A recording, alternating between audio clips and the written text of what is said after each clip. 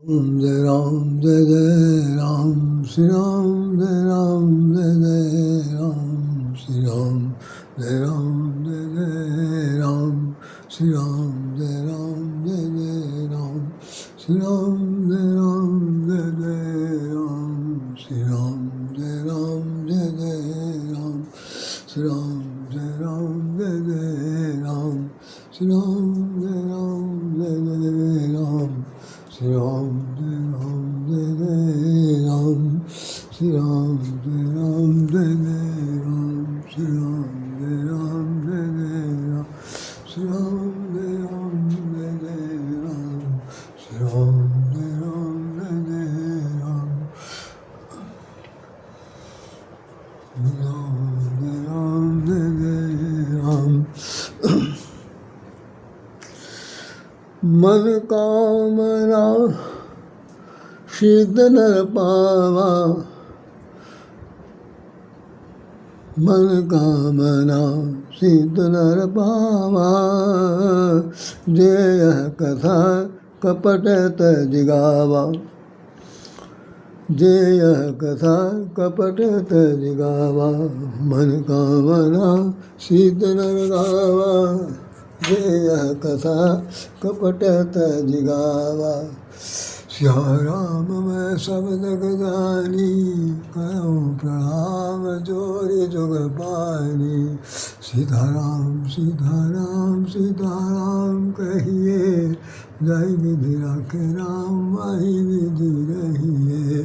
सीताराम सीताराम सीताराम कहिए, जय विधि राखे राम वही विधि रहिए। बोलिए रामचंद्र की जय, भोलेनाथ बाबा की जय। आज आप लोगों के सामने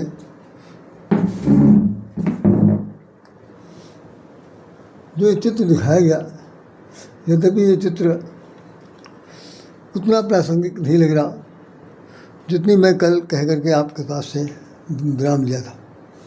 आप देख रहे हैं कि चारों तरफ हरियाली दिख रही है, दूर दूर तक बड़े बड़े वृक्ष पौधे लगे हैं, वहाँ भी छटा दिख रही है, बड़े बड़े वृक्षों की ये श्रृंखला है और खेती खलिहान की सब स्थिति दिखाई पड़ रही है।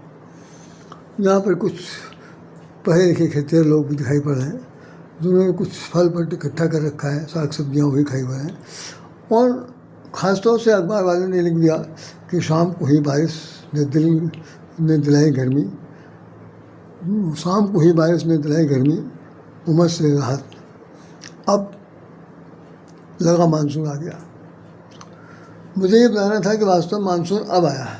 पूरे अगस्त का महीना है, पिछले 3-4 दिनों से ज़बरदस्त झमाझम बारिश हो रही है और उस बारिश का चित्र सामने है। उसके बाद चूँकि सावन का महीना भी ख़त्म नहीं हुआ है, तो मैंने औपचारिकता बस भी साथ साथ ये कर्तव्य निभाते हुए ये सोच कह दिया कि भाई उत्तर प्रदेश के और बहुत से ज़िले हैं जहाँ पर भगवान शंकर की पूजा होती है।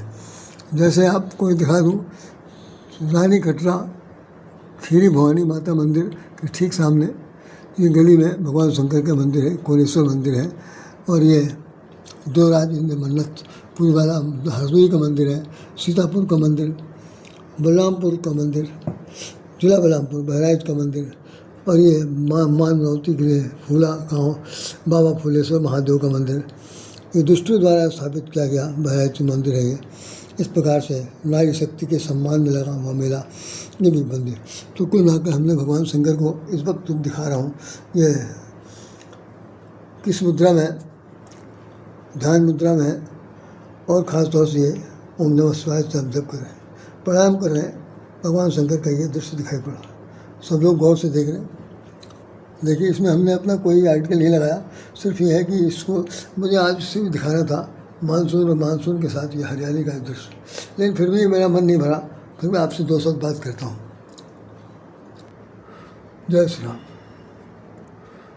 जय श्री राम, जय श्री कृष्ण, जय भोलेनाथ। वास्तव में आज मैं कुछ 2-3 दिन बचा था, तो मैंने सोचा कि भाई कुछ पशु पक्षियों के बारे में और राखी का त्यौहार इसके बारे में या अन्य किसी बात को लेकर के सावन के महीने की जो पूर्णाहुति है वो पूरी की जाए। तो हरियाली का एक दृश्य दिखा दिया हमने आपको, ये विशेष रूप से देख सकते हैं आप कि हरियाली किस तरह से यहाँ पर छाई हुई है। और जो सामने है, साथ साथ ये भी लिखा हुआ है कि अब लगा कि मानसून आ गया। पानी भी खूब जम के बरसा है, उधर 3 दिन लगातार 4 दिन से बरस रहा।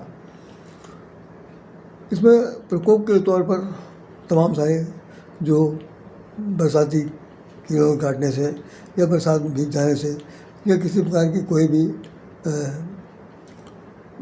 इन्फेक्शन हो जाने से रोगग्रस्त हो जाते हैं। इस महीने में ख़ास तौर से सावन के महीने क्यों कहेंगे, पूरे बरसात भर में सबसे ज़्यादा रोगियों की संख्या अस्पताल में बढ़ती है। सर्दी जुकाम है, बिना वजह के जुकाम है और तरह तरह की परेशानियाँ आती हैं। आप लोग सब जानते हो, मेरे बताने से कोई वहाँ कोई ख़ास बात पैदा नहीं हो जाएगी। तो मैं ख़ास तौर पर बताना चाहता था कि जिस वक्त सावन का महीना आता है, अब सुन लीजिए, हालांकि वो दृश्य ला नहीं पाए। हम चाहते थे कि बड़े बड़े पेड़ वृक्ष होते हैं, उन वृक्षों पर पक्षी बैठे होते हैं, ये मैं चाहता था, लेकिन ऐसा कोई सीन मुझे मिला नहीं। मैं थोड़ा अपनी परेशानी में भी झूल रहा हूँ और साथ साथ ये सोचा कि कहाँ से ये व्यवस्था की जाए। नहीं हुआ तो हमने एक दृश्य के रूप में इसको दिखा दिया। तो भगवान शंकर को इसलिए लाना बहुत जरूरी था क्योंकि सावन अभी ख़त्म नहीं हुआ है और उनकी आराधना जारी है, रुद्राभिषेक हो रहे हैं, तरह तरह से पूजन पाठ हो रहे हैं। तो भाई इनको भी नाम जप लिया जाए, उसके बाद फिर हम लोग आगे बढ़ते हैं। मानसून को भी याद करते हैं क्योंकि मानसून साल में एक बार आता है और अपनी हरकत दिखा के जाता है। कोई भी वैसे भी कोई भी मौसम 6 ऋतुएँ होती हैं, वैसे तो 3 है। उन 6 ऋतुओं की स्थिति होती है कि हर ऋतु जो है बिना अपना वर्चस्व या अपना प्रभाव जताए जाते बिल्कुल नहीं है। आई है तो दिखा जाएंगे, तो उसमें पीड़ित भी सब लोग होते हैं। तो मैं देख रहा हूँ कि सावन के महीने में विशेष रूप से जो पक्षी होते हैं उनमें से कुछ लोगों के नाम मैं गिना दे रहा हूँ, जल्दी करूँगा मैं।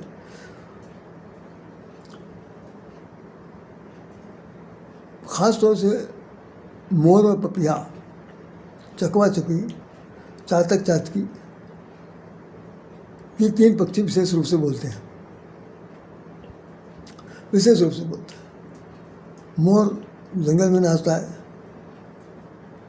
पक्षियों में ये आपका जो पपिया पपी है, चकवा चकवी है, ये लोग भी पेड़ों में बैठ करके अपने रंग से बोली बोलते हैं।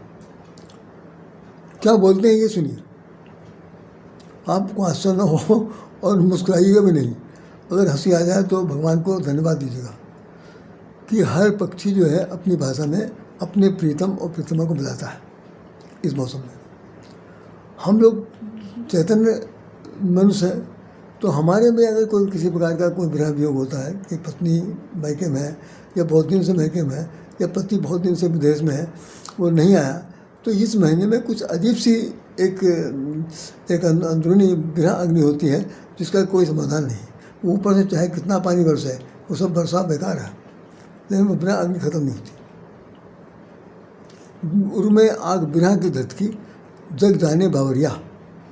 सुनिए कितनी सुंदर लाइन है। उर्मे आग विरह की धतकी, जग जाने बावरिया, सखी अदह ना आए पिया। हे सखी, अभी तक पिया नहीं आया, प्रीतम नहीं आया, प्रेमी नहीं आया, पत्नी नहीं आया, मेरे परमेश्वर नहीं आया, मेरे दीन बंधु नहीं आया, मेरे जो स्वामी हैं वो नहीं आए, तो मेरे दिल में विरह की आग धधक रही है, ये कहा है। और इसमें बहुत ज़्यादा जो अभी सावन के गीत गाए जा रहे हैं उनमें बहुत एक आते हैं, बहुत सुरेश पांडे हैं जो बहुत अच्छे गीत गायक हैं, गाते हैं। उनसे मेरा परिचय पिछले साल हुआ था और उनका मैं गीत सुनता है तो बहुत अच्छा गाते हैं, अच्छा गाते हैं। ये सावन के गीत, कजरी इत्यादि, समय कजरी का बात याद आ गया, कजरी भी गाना बहुत ज़रूरी है। कजरी क्यों गाना पड़ा ये सब बताऊँगा आपको। तो ये हो गया मोर का, पपिया का, चकवा का, चकवी का, और जैसे एक जलजीव है जिसका नाम है मेढक, और वो भी टरर टरर करता है। गोस्वामी जी ने उसके लिए एक बात लिखी है रामचरित, वही किष्किंधा कांड में, कि दादुर धुन चौं दिशा सुहाई, दादुर धुनि चौं दिशा सुहाई, वेद पढ़ी जनु बटु समुदायी। हमने आपको बताया था किष्किंधा कांड के अंदर जो चौपाइयाँ लिखी गई हैं, तो पूरी रामचरित मानस का सार है पूरा। 30 तो है उसके अंदर, लेकिन सार है पूरा। तो कह रहे हैं चातक जो वो दादू मैंने मेढक, जो मेढक जो बोल रहे हैं, टर टर टर टर कर रहे हैं, ऐसा लग रहा है कि कुछ छोटे बटुक किस्म के जो जिनका बाल ब्रह्मचारी हो गए हैं, वो वेद पुराण के श्लोक रट रहे हैं। वेद पढ़ें जन्म बट समझाएंगे, बट मैंने ये जो ब्रह्मचारी लोग हैं, बट समझाएंगे, उनका पूरा समझा। और वो एक साथ बोलते हैं। आप किसी तालाब वालाब किनारे खड़े हो जाइए बरसात के दिनों में, आप जब उनकी आवाज़ सुनिए। बोलने वाले कीट पतंगों में वो लोग भी हैं जिसमें आप कहते हैं जुगनू का नाम आता है, झींगुर का नाम आता है, और कुछ ऐसे जीव जंतु हैं जिनकी आवाज़ उसमें, और इसमें वो बोलती है, क्या नाम, उल्लू भी बोलता है, पक्षियों में बोलता है के साथ साथ। और भी एक आध जीव है, कौवा भी अपने जब मौज में होता है तो वो भी कर्कश आवाज़ में काँव काँव करके चल देता है। बंदरों की भी एक बड़ी ख़ास बात होती है कि बंदर लोग चिहाड़ मारते हैं, एक डाल से दूसरे डाल पर कूदते भीगे हुए।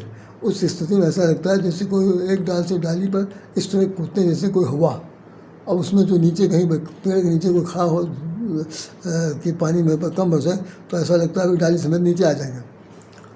तो भैया खा भी लेंगे, काट भी खाएंगे और सब कुछ करेंगे। तो एक हवा की तरह होते हैं, बड़ी स्थिति खराब होती है। ये बरसात का मौसम अच्छों खिला के धर देता है। तो अब सुनिए, मोर बोलता है कैसे। जो मेन पॉइंट हम उस पर नहीं आ गया है कि जिसकी वजह से मुझे इस एपिसोड में आना पड़ा, उसका नाम हम बाद में लेंगे। तो मोर बोला पिया पी हाँ पी हाँ पी हाँ, पी मैंने प्रीतम, हाँ मैंने मैं, प्रीतम मैं यहाँ हूँ, उसका अर्थ है पिया। और जो उसकी पत्नी है मादा मोरनी, वो कहती पी कहाँ पी कहाँ पी कहाँ, मेरे प्रीतम तुम कहाँ हो, तुम कहाँ हो, तुम कहाँ हो। एक पिया पिया, दूसरा पी कहाँ पी कहाँ पी कहाँ। आपने सुना होगा इस तरह, लेकिन उसको अर्थ का निकालना बड़ा मुश्किल काम है। दूसरा जो चातक है वो कैसे बोलता, प्यू कहाँ प्यू कहाँ प्यू कहाँ, प्यू में प्रीतम, कहाँ हो कहाँ हो, पी हाँ पी हाँ पी हाँ, मैं यही हूँ मैं यही हूँ मैं यही हूँ। दोनों एक दूसरे को बता रहे हैं लेकिन आमने सामने नहीं आ रहे। चकवा चकवे के लिए ये स्थिति है कि उनको एक श्राप है कि वो दिन में तो मिलते हैं, रात में कभी मिल नहीं सकते। एक ही पेड़ की एक ही डाल में बैठे होंगे लेकिन दोनों की एक दूसरे के पीछे पीठ होगी, बिल्कुल मिलते नहीं।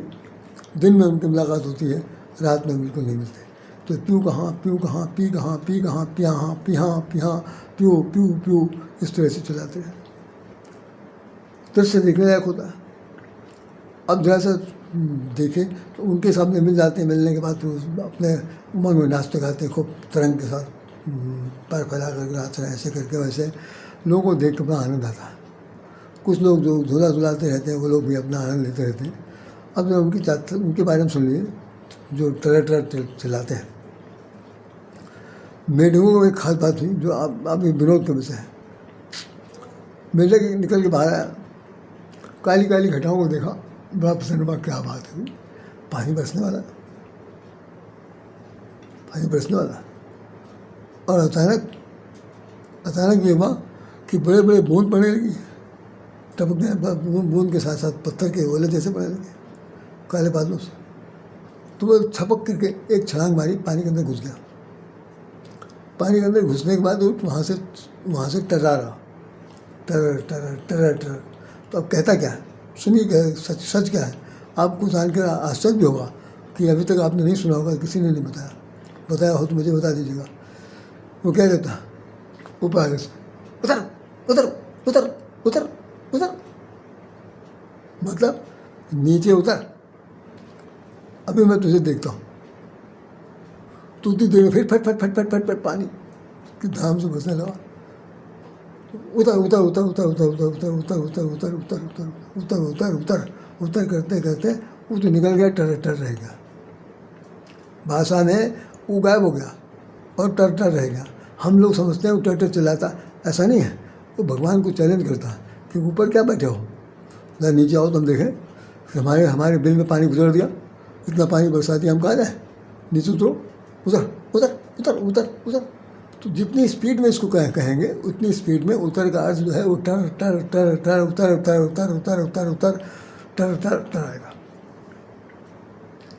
अब जरा देखिए, ये सब पक्षियों की और उनकी बात बता रहा हूँ। उसमें एक पक्षी बेचारी कोयल है। वो स्वामी जी ये सारा दृश्य देख रहे थे, देखते देखते उनके दिमाग में आया कि यहाँ सब लोग तो बोल रहे हैं, एक कोयलिया नहीं बोली, ये क्या बात। साहित्य जगत में और काव्य जगत में कोयल का तो सबसे बड़ा महत्व है। पूरा अगर कोयल के पंचम स्वर ना कोई कवि लिखे तो उसकी कविता पूरी नहीं होती।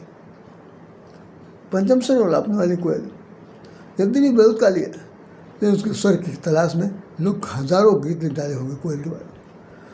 और यहाँ से गीतों में मैं बन की कोयलिया ऐसा करके गीत एक लिखा था। तो बहुत से गीत लिखे जाते हैं। तो वो कोयल के पास गए, गोस्वामी जी उनको क्या बात है, सब लोग नाच गा रहे हैं, हंसी मजाक कर रहे हैं, अपने अपने प्रीतम प्रतिमा को बुला रहे हैं, और पानी अच्छा खासा रिमझिम रिमझिम बरस रहा है और बहुत ही आनंददायक है। तुम चुप कहो, तुम चुप कहो, तुम भी कुछ बोलो। तो कोयल कहेगी महाराज आप समझते नहीं हैं, उनसे बातचीत हो रही है, तुलसीदास जी से कोयल से बात होगी। आप पूछेंगे मुझे कैसे पता, मैं बताता हूँ। तो भगवान उनसे कहा महाराज ऐसा है कि हमारा समय ख़त्म हो गया। गोस्वामी जी की तो होश उड़ गए। उन्होंने कहा ये क्या कह रही है, क्या कह रही है कि मेरा समय ख़त्म हो गया। उन्होंने हाँ, क्या क्यों, ऐसा क्यों, जो पक्षी बोल रहे हैं क्या ना समझ है, कह ना वो ना समझ है ना समझदार है, वो बरसाती मेढक की तरह है।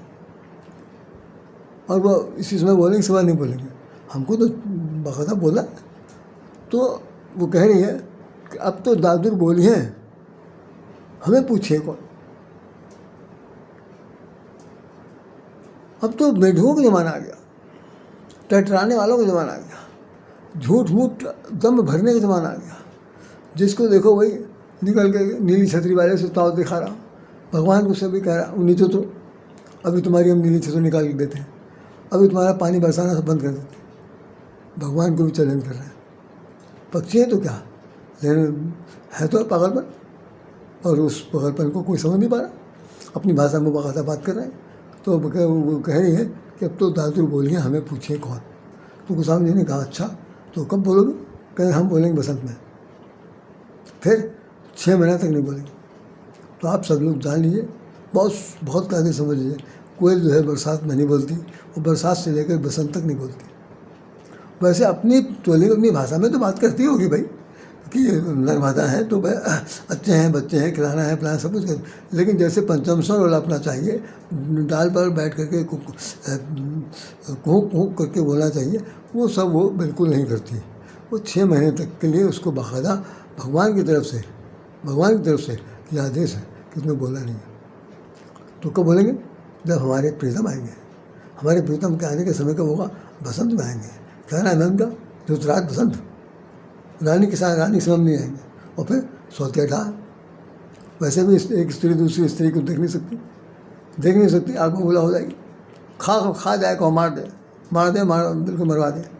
तो सोतिया ढा है कोयल को बरखा रानी से, मतलब मैं नहीं बोलूँगी, ये खूब बरसा लेना। तो गोस्वामी जी ने कहा कि अब तो इस पर लिखना पड़ेगा। तो भाई साहब दोहावली में लिखा, दोहावली उठा के पढ़ लीजिए। तुलसी पावस के समय, दुआ है, तुलसी पावस के समय भई कोकिला मौन, तुलसी पावस के समय भई कोकिला मौन, अरे अब तो दादुर बोली है, हमें पूछे कौन। रो रही है, अब तो दादुर बोली है, हमें पूछी है कौन। हमारा वक्त खत्म होगा, हर समय पर ही समय की बात हो सकती है, हर एक दिन हमेशा एक जैसा नहीं रहता। तो 6 महीने बोलती है, 6 महीने नहीं बोलती। एक बार मैं कार्यक्रम में गया, वहाँ पर बरसात से संबंधित ही कार्यक्रम चल रहा था, नाच गाने बड़े बाकायदा, हरियाली ये वो सब हो रहा था। तो उसमें जो संचालिका महोदया थी वो कह रही थी कि देखिए कि यहाँ से कोयल बोल रही है, यहाँ पर पपिया बोल रहा, मोर नाच रहा था, सब कुछ कर रहा। कार्यक्रम जब खत्म हो गया तो मैं गया वहाँ मंच पर, हमने मैडम से हाथ जोड़कर निवेदन किया, हमने कहा ध्यान से सुन लीजिए कि बरसात में कोयल नहीं बोलती है। तो वो मेरा शकल देखने लगी, कहने आपको कैसे पता? हमने तुलसीदास जी से पूछ लिए, हमको नहीं पता था।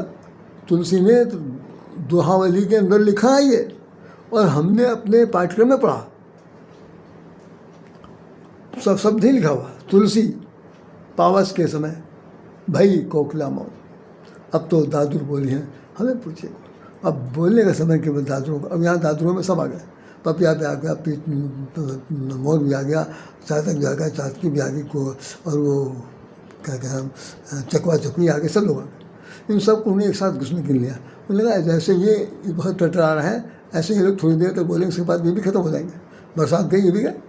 तो पूछो लेकिन हम कहाँ जाएँ, हम कहाँ जाएँ? हम तो यहीं रहेंगे, हम इसी डाल बैठ करके अपनी ज़िंदगी का काटेंगे और उनके आने की प्रतीक्षा करेंगे। कितना प्रकृति का ये नियम है, उस नियम का पालन करने वाले ये सब एक से एक जुटे हुए हैं, जुट लोग। तो वास्तव में हमारे जीवन में, आपके जीवन में कोयल का आगमन होना न होना तो एक अलग बात है, लेकिन उसकी जो नियमावली है, उसकी जो सिद्धांत है, उसके जो मन में एक राग अनुराग है अपने प्रीतम के प्रति, वो हमारे आपके लिए अनुकरणीय है। अनुकरणीय है, ऐसा कोई कर नहीं सकता, कोई पक्षी नहीं कर सकता जैसा वो करती है। जब उसने लिखित में दे दिया और गोस्वामी जी को लिखना पड़ा, तो अब इससे ज़्यादा प्रमाण क्या हो सकता। अब तो दादू बोली हैं, हमें पूछे कौन, रो पड़ी वो, हमें पूछे कौन। राधेश्याम जी अगर कभी कभी कोई बात को लेकर कह रहे, अरे भैया हमारा समय चला गया, कभी हम भी जवान थे, कभी हम भी जवान थे, हम भी रंगबाजी मारते थे, लेकिन अब बुढ़ापा आ गया, पैर उस तरफ बढ़ रहे हैं जहाँ से नहीं लौटेंगे। अरे हंसो हंसो, राधेश्याम हंसो, हंसी छीन ली किसी ने, अब हमें पूछिए कौन। तो हमें पूछिए कौन, ये एक प्रकार की बहुत बड़ी कहनाती है कि एक अंदर से एक तड़प है, एक अंदर से एक कचोट है, जिसका कोई समाधान नहीं है इस धरती पर। प्रकृति ने ऐसा नियम बना रखा। तो हमने ये दिखाया कि सावन के महीने में, भादों के महीने में ये पानी खूब बरसता है, मूसलाधार बरसता है, छप्पर फाड़ बरसता है, बादल फट जाते हैं, बिजली गिर जाती है, तरह तरह के लोग नुकसान होते हैं, सब कुछ होता है। ये पक्षी बेचारे कहाँ जाए? ये लोग तो अपना टर अपनी भाषा में बोल बुला करके एक से दो हो जाते हैं, लेकिन बेचारी कोयल मुझे हमें पूछिए को। गोस्वामी जी की लिखी हुई लेखनी यकीन मानिए मुझे बहुत प्रभावित किया। हमने भी इस पर बहुत कुछ लिखा, आप लोग इसको समझिएगा सच क्या। अब तो तुलसी पावस के समय भई कोकिला मौन, अब तो दादू बोली हैं, हमें पूछिए। सही, कई बार हम लोग भी अपने जीवन में कई बात को लेकर के कहते हैं कि अरे चिंता न करो, चिंता न करो, सब दिन एक से नहीं जाते, सब ठीक हो जाएगा। अरे छोड़िए इन बातों में क्या रखा, झूठे आश्वासन से क्या लाभ। अब हमें पूछिए कौन। अब हमारे समय ख़त्म हो गया, हमारा दिन ख़त्म हो गया, पैसे से हाथ कट गए, मकान दुकान हाथ से सब चला गया। अब हम बिल्कुल हस्तरिक्त हो गए। अब हमें कौन एक रोटी देगा, हमारे लाल पालन कौन करेगा, हम कहाँ जाएंगे, हमें कौन पूछेगा। हम जिसके आश्रित थे, जिसके पर हमें बड़ा गुमान था, शान था, स्वाभिमान था, उन सब लोगों ने मुझे दगा दे दिया, हमें पूछे कौन। ये सब तो आता है, ये सब आते हैं, ऐसे सब जो है दिल को छू जाते हैं, पिंच करते हैं। लेकिन कोई ने भी ऐसी पिंचिंग पॉइंट कह दिया और गोस्वामी जी को लिखना पड़ा कि दोहावली में अब तो दादू बोले हैं, हमें पूछे। फिर हम इस चौपाई को कह करके, दोहे कह करके, तुलसी पावस के समय भई कोकिला मौन, अब तो दादू बोली हैं, हमें पूछे। तो ये निराशाजनक स्थिति है जरूर, लेकिन ध्यान रखिएगा कि निराशा जो है उसके जीवन की बहुत बड़ी आस है, अपने प्रीतम से मिलने की चाहत है, और ऐसे प्रीतम से मिलने की चाहत है जो परम पिता परमात्मा मालिक है, ऋतुराज बसंत है, उससे मिलेगी वो, अन्य किसी से उसकी लिपजिप नहीं है। और वो वहीं बैठ कर तब तक वो अपना राग आलापने का क्रम ढूंढती रहती है, करती। तो आप लोग भी नियम पालन में अपने आप को कमर कस लीजिए। इन पक्षियों की जो चाल है, बोल चाल है, टटराहट है, ये सब समझिए जो बताता है, उतर उतर उतर, जब उसकी हरकत देखिए, एक ही 2 बार 3 बार करता, उसके बाद घुस जाता बिल में। निकल बाहर नहीं आता। तो ऐसे लोग हैं, उसीलिए कहा कि अब तो दादर बोली है, ये ज़्यादा ऐसे ऐसे नहीं है कि कुछ दिन तक टिकेंगे। ये सब बरसाती मेढक हैं, अभी सब भाग जाएंगे। लेकिन मुझे भागना नहीं है, हम जिंदगी अपनी काट देंगे, लेकिन बोलेंगे नहीं तो नहीं बोलेंगे। तुलसीदास जी ने उनको नमन किया, कहा कि भाई बेटी तुम बहुत बहुत गुणगान हो, तुमने हमें बहुत बड़ी शिक्षा दे दी।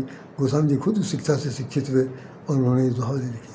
रायश्याम भी उनको नमन करता है, गोस्वामी जी की लेखनी को प्रणाम करता है और कोयल को कोटि कोटि प्रणाम नमस्कार करता है कि कोयल जैसा धैर्य, कोयल जैसा शब्द शैली में अपनी बात को कहने वाला भला इस धरती पर पक्षियों में कोई नहीं। आप लोग उस कोयल को ढूंढे ढांढिए और नमस्कार। यदि बहुत काली है, ये बहुत अच्छी गुणगान करने वाली है, उसको नमस्कार नमस्कार नमस्कार। आप सब लोगों को भगवान शंकर की तरफ से जय जयकार और उनका आशीर्वाद सबको मिलता रहे, क्रम जारी रहे। इन सब दुख साथ रायश्याम राधे हृदय से नमन करता है, आप सबको प्रणाम करता है। जय श्री राम, जय श्री कृष्ण, जय श्री राधे, जय जय श्री राम, जय जय राम।